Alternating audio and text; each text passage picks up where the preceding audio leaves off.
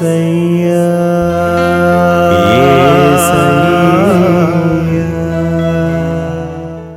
హల్లెలూయా. దేవునికి స్తోత్రం.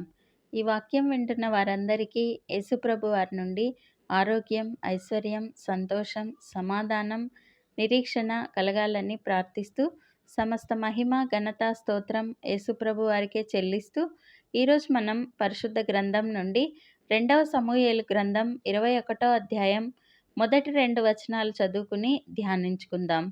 దావీదు కాలమున 3 సంవత్సరములు విడవకుండా కరువు కలగగా దావీదు యెహోవాతో మనవి చేసెను. అందుకు యెహోవా ఈలాగు సెలవిచ్చెను: పౌలు గిబియోనీయులను హతం చేసెను గనుక అతనిని బట్టియు నరహంతకులగు అతని ఇంటి వారిని బట్టియు శిక్షగా ఈ కరువు కలిగెను. గిబియోనీయులు ఇశ్రాయేలీయుల సంబంధీకులు కారు, వారు అమోరీయులలో శేషించిన వారు. ఇశ్రాయేలీయులు మిమ్మును చంపమని ప్రమాణపూర్వకంగా వారితో చెప్పియుండిరి. గాని సౌలు ఇశ్రాయేలు యూదా వారి యందు ఆసక్తి కలవాడై వారిని హతం చేయ చూచుచుండెను. దావీదు మహారాజు ఇశ్రాయేలీయులను పరిపాలించు కాలంలో 3 సంవత్సరములు విడవకుండా కరువు వచ్చింది. అటువంటి కష్ట పరిస్థితుల్లో దేవునికి మొర్రపెట్టగా దేవుడు సౌలు గిబియోనీయులకు చేసిన ప్రమాణం దాటి తన జనుల యొద్ద మంచి రాజు అనిపించుకోవాలని వారిని హతం చేశాడు.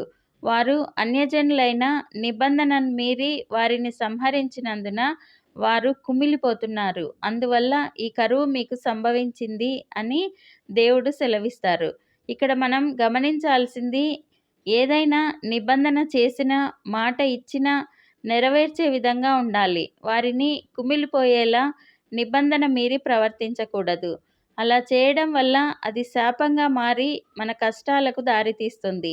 ఇది ఇంకా బాగా అర్థం కావడానికి ఉపమానం ద్వారా తెలుసుకుందాం. సింధు రాజ్యాన్ని పరిపాలించే రాజు సురేంద్రవర్మ. అతను రాజైనప్పుడు ప్రజలకు అలా మంచి చేస్తానని, ఇలా మేలు చేస్తానని రకరకాల వాగ్దానాలు చేశాడు.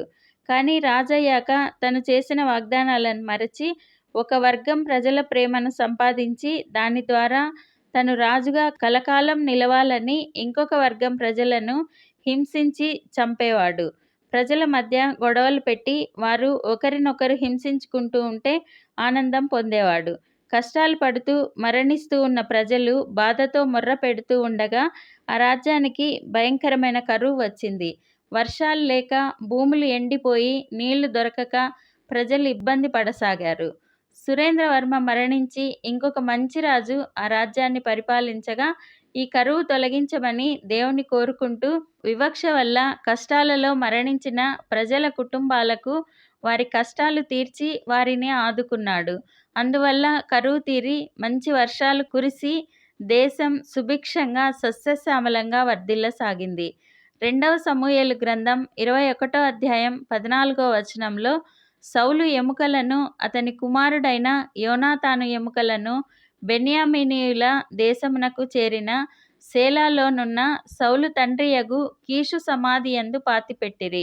రాజు ఈలాగు చేసిన తరువాత దేశం కొరకు చేయబడిన విజ్ఞాపనమును దేవుడు అంగీకరించెను. దావీదు మహారాజు గిబియోనీయులను, నేను మీకేం చేయాలి, మీ దుఃఖం తీరాలంటే అని అడుగగా వారు సౌలు చేసిన పనికి ప్రాయశ్చిత్తంగా అతని కుమారులు 7గురిని యెహోవా దేవుని సన్నిధిలో ఉరితీస్తాము, అప్పుడు మా బాధ తీరుతుంది అని చెప్తారు. దావీదు మహారాజు సౌలు కుటుంబీకులైన 7గురిని వారికి అప్పచెప్పగా వారు ఆ 7గురిని యెహోవా దేవుని సన్నిధిలో ఉరితీస్తారు. అయితే వారి తల్లి ఆ కొండపైనే ఉంటూ వారి కోసం దుఃఖిస్తూ ఉంటుంది.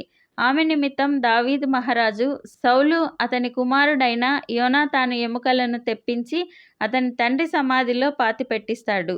అప్పుడు దావీదు మహారాజు ప్రార్థన దేవుడు ఆలకించి ఇశ్రాయేలీయుల నుండి కరువును తీసివేస్తారు. ఈ అధ్యాయం 14 వచనాలు చదివితే మీకు ఇంకా బాగా అర్థం అవుతుంది. దేశాన్ని పరిపాలించే రాజు తప్పు చేస్తే రాజ్యం కష్టాల పాలవుతుంది.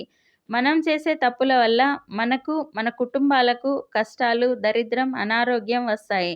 ఏదైనా కష్టం కానీ, అనారోగ్యం కానీ వచ్చినప్పుడు ఇది ఎందువల్ల వచ్చింది అని మొదట దేవుని వద్ద మొరపెడితే దేవుడు మనకు తెలియపరుస్తారు.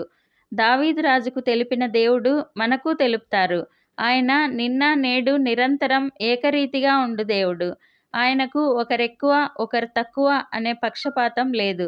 కాబట్టి కష్టాలలో అనారోగ్యాలలో కృంగిపోక దేవునికి మొర్రపెట్టి అవి ఎందుకొరకు వచ్చాయో తెలుసుకుని వాటిని సరిదిద్దుకుని దావీదు మహారాజులాగా మనము ఆశీర్వదింపబడదాం. మన దేశానికి ఆశీర్వాదకరంగా ఉందాం.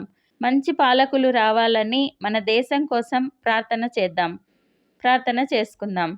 ప్రభువా, దేవా, సర్వాధికారి తండ్రి, మీ పరిశుద్ధ పాదాలకు వందనాలు, స్తుతులు, స్తోత్రాలు నాయనా.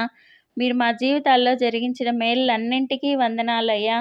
దేవా, ఏవైనా కష్టాలు, కరువులు, అనారోగ్యాలు వస్తే మొదట మీకు మొర్రపెట్టమని నేర్పుతున్న తండ్రి వందనాలయ్యా. అలా మొర్రపెట్టినప్పుడు అది ఎందువల్ల వచ్చాయో తెలిపి వాటిని సరిచేసుకున్నప్పుడు వాటి నుండి విడుదలనిచ్చి ఆశీర్వదిస్తున్న దేవా వందనాలయ్యా.